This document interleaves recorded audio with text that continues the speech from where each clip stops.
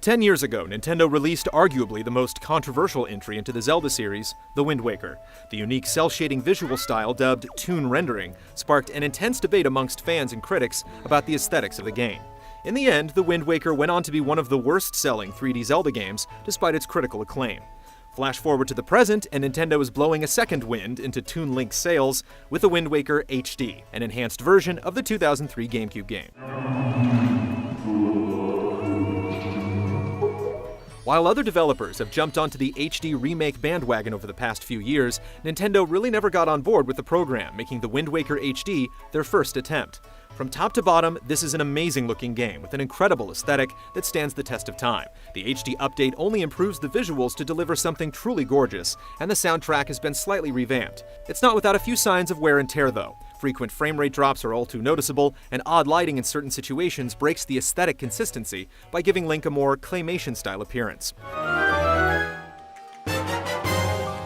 But the visuals weren't the only part of the game to receive a facelift. Much of the interface has been refined to take better advantage of the Wii U gamepad, allowing for quick changing out of items without needing to thumb through menus, though you can still opt for the traditional interface with the Wii U Pro controller.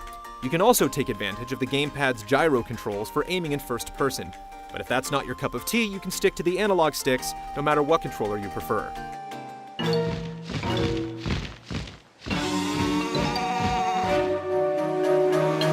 The Wind Waker HD also allows you to move around while aiming with certain weapons in first person, and the increased mobility is a welcome addition. You can move around freely in first person to explore the game in a whole new way, but it's not without its limitations. You can't climb up ladders or objects, and you can't utilize certain actions or items without returning back into the third-person perspective.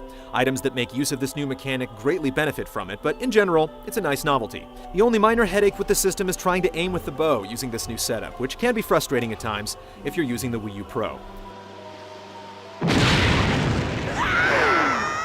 There are other small revisions here and there that improve the overall experience, like being able to share messages online. But there's one nagging issue from the original version that was somewhat overlooked: the tedium of frequently changing the direction of the wind and the slow speed at which Link's boat moves across the waves.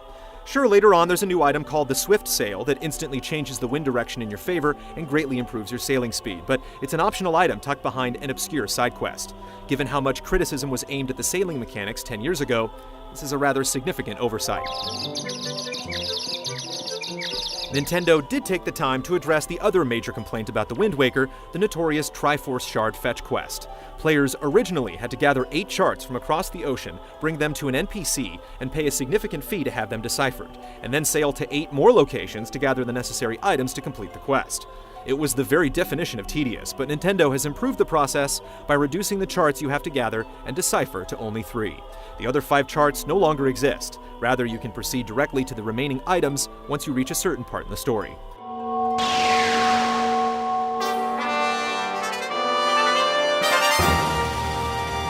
While it's an improvement, it's hard to ignore the fact that the quest only existed in the first place due to time constraints. Nintendo admitted to cutting out dungeons in order to meet the original release date. While the ideas for those dungeons eventually made their way into other games, it's disappointing Nintendo didn't rework the Triforce quest into a new dungeon or two to greatly improve the experience. Or why they still left 3 charts in the game rather than making all of the items immediately obtainable once you reach the quest. As it stands, even with the refinements, this segment breaks the otherwise great pacing of the game and feels out of place.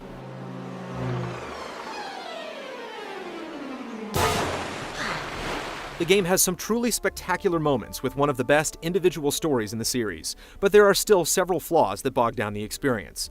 Sailing the ocean is thrilling for the first hour or so until you realize how empty the sea really is. You'll find yourself wishing you could get to your destination faster. While there is a huge emphasis on exploration, it's hard to stay motivated sailing for so long between the tiny islands that dot the sea. It just goes to show that density matters in a vast, open-world type of game. The dungeons you do find are consistently enjoyable, with unique atmospheres, challenging puzzles, and dazzling boss encounters. While the earlier dungeons are a bit on the simplistic side, the later dungeons, where you team up with a sidekick, make for one of the best additions to the series, a spot of brilliance the series has seemingly forgotten. It's just a shame that only 2 of the dungeons in the game make use of this mechanic, leaving you yearning for much more.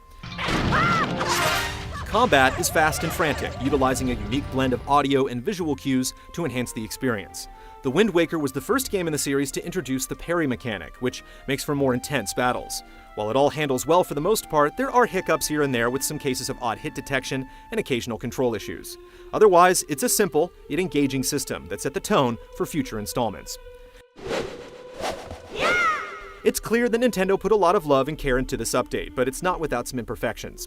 It's one of the better HD treatments out there, with lots of revisions and new additions to make it feel fresh.